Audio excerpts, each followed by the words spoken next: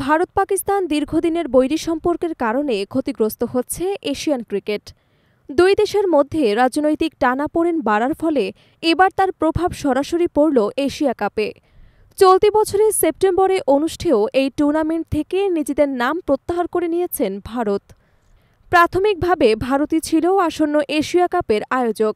টি-20 ফরম্যাটের এই আসরের চূড়ান্ত সূচি ঘোষণার কথা ছিল জুলাই মাসে। তবে তার আগেই ভারতীয় ক্রিকেট কন্ট্রোল বোর্ডের সরে দাঁড়ানোর সিদ্ধান্তে পুরো টুর্নামেন্ট শঙ্কায় পড়ে যায়। বর্তমানে এশিয়ান ক্রিকেট কাউন্সিলের সভাপতির দায়িত্বে আছেন পাকিস্তান ক্রিকেট বোর্ডের প্রধান মহসিন নাকভি, যিনি একই সঙ্গে দেশটির স্বরাষ্ট্র মন্ত্রণালয়ের দায়িত্ব পালন করছেন। এ কারণেই ভারত অংশগ্রহণ করতে রাজি নয় বলে জানিয়েছেন বিসিসিআইয়ের একটি সূত্র। বিসিসিআইয়ের দাবি, পাকিস্তানের কোনো মন্ত্রীর অধীনে আয়োজিত টুর্নামেন্টে খেলা জাতীয় আবেগের সঙ্গে সাংঘর্ষিক, তাই তারা এশিয়া কাপ বয়কটের সিদ্ধান্ত নিয়েছেন। এর আগে আসন্ন নারী ইমাজিং এশিয়া কাপ থেকেও সরে দাঁড়ায় ভারত।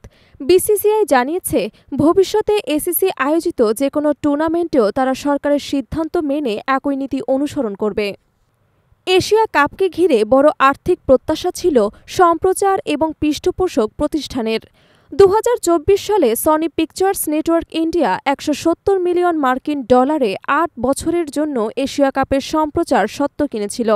তাদের আয়ের বড় অংশ আসত ভারত পাকিস্তান হাই ভোল্টেজ ম্যাচ থেকে, কিন্তু ভারত সরে দাঁড়ানোয় সেই আয় এখন বড় ধরনের ক্ষতির মুখে। সম্প্রচারক এবং পৃষ্ঠপোষক প্রতিষ্ঠানগুলো এমন অবস্থায় টুর্নামেন্ট আয়োজন করতে কতটা আগ্রহী হবে তা নিয়ে তৈরি হয়েছে অনিশ্চয়তা। এশিয়ান ক্রিকেট কাউন্সিল এখন বিকল্প আয়োজক দেশ খোঁজার চেষ্টা করতে পারে। বাংলাদেশ, শ্রীলঙ্কা এবং সংযুক্ত আরব আমিরাত এগিয়ে আসার সম্ভাবনা রয়েছে। তবে ভারত ছাড়া আর্থিক দিক থেকে এই টুর্নামেন্ট সফল করা প্রায় অসম্ভব বলে মনে করছেন বিশ্লেষকরা। ফলে স্পষ্ট, ভারতের সরে দাঁড়ানো কেবল এশিয়া কাপের আয়োজনকেই হুমকির মুখে ফেলেননি, বরং এশিয়ান ক্রিকেটের ভবিষ্যৎ কাঠামোকেও বড় চ্যালেঞ্জের মুখে দাঁড় করিয়েছে। এখন দেখার বিষয়, এসিসি কিভাবে এই সংকট কাটিয়ে উঠতে পারে।